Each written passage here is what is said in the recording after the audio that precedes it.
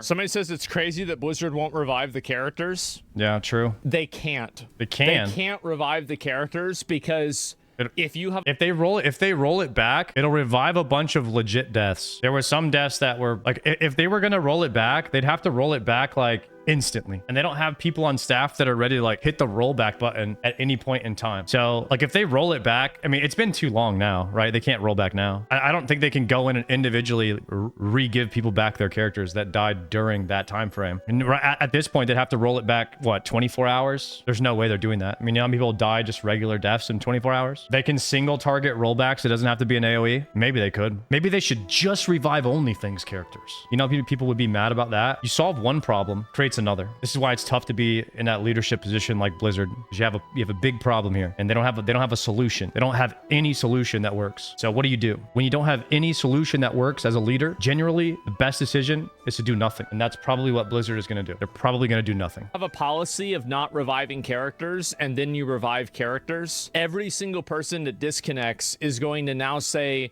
they need to have their character revived. They can't roll the server back, because if they rolled it, like, there has been DDoSing that's been going on now for like days on these classic WoW servers, and the servers have had instability problems for a while. What is the future of hardcore WoW now that this is happening? Now that the server instability is not there, the crashes are happening, and it's just randomly. I mean, I just DC'd standing right here. I logged in for what, 5 minutes, and I got DC'd. Like, I have a guild, guys. We have a guild. We have a guild of 250 people that want to play hardcore, and this guild hasn't even. This guild is. We made this guild last night at like 8 p.m. Last night at 4 a.m. Eastern, I was getting DC'd in Desolus. It's ridiculous. I love hardcore, but sod is biz. Yeah, OpryCat, I think OnlyFangs is done. I mean, the moment that they unlocked Petri, I think it was done. And I'm a bit worried. I'm a bit worried for hardcore. Hardcore is the game that I love the most. It's my main game. I always said right after OnlyFangs, we're gonna make a guild, and we're gonna keep going with whoever wants to go. We're gonna keep going. We have a guild, and we're gonna keep raiding. But Petri is mandatory now.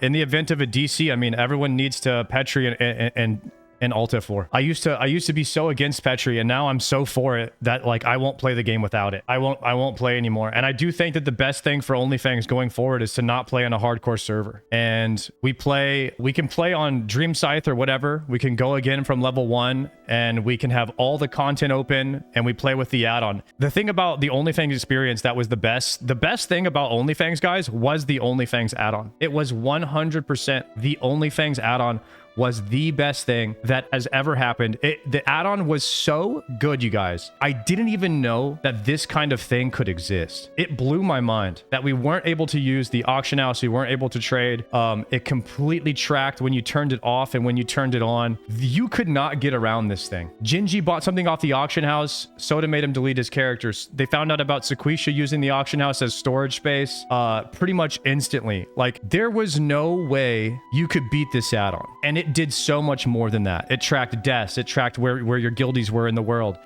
It tracked points when you completed quests or achievements or levels. It tracked deaths. It tracked everything. It was so cool. The experience was the OnlyFangs add-on. Now that I have seen that, I have seen how powerful an add-on can be, there is no reason to play on a hardcore server. It tracked all of S-Fan's deaths somehow, and he had millions. I thought the add-on would have broke by the 1 millionth death, but it just kept on tracking. And that's how I believe in it. I believe in the add-on more than anything now. And it's just like, when you have an add-on that's that good, you don't need the hardcore server. You just don't need it. Because if a bullshit death happens, you now have the power to overrule it. Soda can be like, your death didn't count. You DC'd. You lost internet. Your death did not count. You can go again. But it has to just be that one guy that has that power to do that. And everybody thought at the beginning of this that it would only be legit if we did it on a hardcore server. And now that everyone has seen the DDoSes and the bullshit deaths, like Lakari's death when he died just farming, Ampi's death when he died in World First, these are deaths that did not have to count. These are deaths that were out of people's control. And had we have been playing on a non-hardcore server, those people that died would have been able to just keep playing because their deaths just didn't count. So I think that next OnlyFangs, we actually don't play on a hardcore server. I think OnlyFangs should just move to Dream Scythe right now and just continue with the add-on. I think we should all just die and just transfer our character over. We just go right over there and we start the add-on and we just send it. We just keep going. We redo BWL like it never happened, and we just keep on going. OnlyFangs can exist right now on the Dream Scythe server. We already have 60s. We already have everything. We just send it on Dream Scythe. If you die, the add-on tracks it and you can't res. That's right. And you have to appeal your death, and so does the only one who can approve it that you can keep going. I think that it would work. I really think that this idea would work, and it could save OnlyFangs. A solution to keep going could be we all transfer to the non-hardcore server and we play with the add-on. And we play with the hardcore add-on. There's already talks about OnlyFangs 3 playing on a non-hardcore server in the future. Why can't we do it? Why can't we do that now? The server transfer is free and we already have the add-on. If another DDoS happens, then the deaths just don't count. The best part about playing on a non-hardcore server is that when you die, you just leave the guild and then you keep playing. You play in the Immortal Guild, and then we can still keep raiding and playing. I mean, if people wanted to, we could have you could have other guilds, or you could do PvP. I like this idea, and TBC is hype for people too. Then you already have fully geared characters for TBC. Will the DDoS stop though? It doesn't matter. If we get DDoS, we'll just raid again on another day. We'll just go get world buffs and try again until we stop getting DDoS. But then you don't die. It would remove the incentive for DDoS. It hits. Larxa says good solution, but it hits differently when everyone on the server is playing hardcore.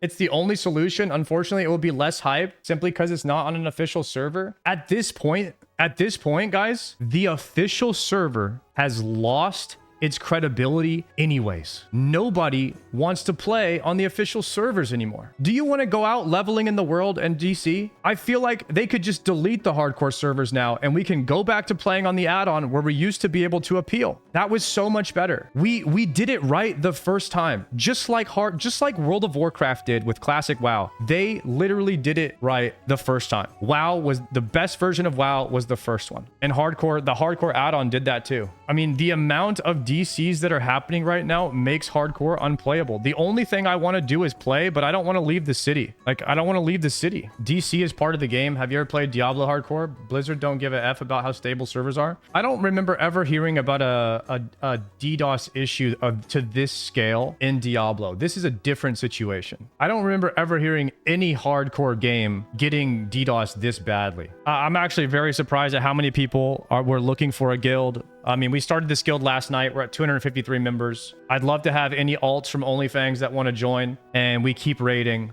But right now, we're in the middle of a discussion, guys. We're just talking about what the best way to go forward is. How can we exist? You know, how can we keep going? Flask of the Titans are 220G on a PvE server. People will not farm that. So the economy is an issue when we go over to a regular server, but I guess you're just not as afraid of dying. You're just not as afraid of death, knowing that like you can just continue on a regular server. Wait, so you guys are telling me that the normal server's economy is completely screwed, even though they took out GDKP? So it was never GDKP in the first place. GDKP was never the problem. So Blizzard takes away GDKP because it encourages gold buying and botting, and then the gold buying and botting continues anyway. The only way we could compete with the rapid inflation of gold buying and botting was GDKP. GDKP was the solution to not being broke in the game. That was the way that you beat the bots, because you raided and you made money from other rich people, and it allowed you to have money to play the game. They took our only solution. Unbelievable. And it was the most fun way to play the game. Consumes no one will be able to afford or farm, probably because too many people are around.